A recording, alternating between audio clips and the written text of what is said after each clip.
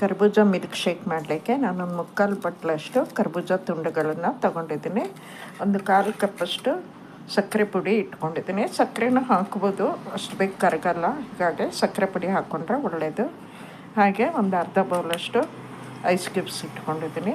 1 ಕಪ್ಪು ಹಾಲು ಇಟ್ಕೊಂಡಿದ್ದೀನಿ. ಮುಕ್ಕಾಲು ಕಪ್ ಹಾಲು ಸಾಕು, ಬಟ್ 1 ಕಪ್ ಇಟ್ಕೊಂಡಿದ್ದೀನಿ ನಾನು. ಎಷ್ಟಾಗುತ್ತೆ ನೋಡೋಣ. ಈಗ ಇದಿಷ್ಟನ್ನು ಒಟ್ಟಿಗೆ ಮಿಕ್ಸಿಗೆ ಹಾಕಿ ಹರ್ಕೊಳ್ಳೋಣ. ಒಂದು 1/4 ಸ್ಪೂನಷ್ಟು ಏಲಕ್ಕಿ ಪುಡಿ ಹಾಕ್ಕೊತಾ ಇದ್ದೀನಿ.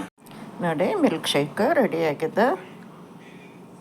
ಇಲ್ಲಿ ಸ್ವಲ್ಪ ಒಂದು ಅರ್ಧ ಸ್ಪೂನಷ್ಟು ಸಬ್ಜಾ ಸೀಡ್ಸು ನೆನೆ ಹಾಕ್ಕೊಂಡಿದ್ದೆ. ಅದನ್ನೀಗ ಮಿಲ್ಕ್ ಶೇಕಿಗೆ ಹಾಕ್ಕೊಳ್ಳೋಣ.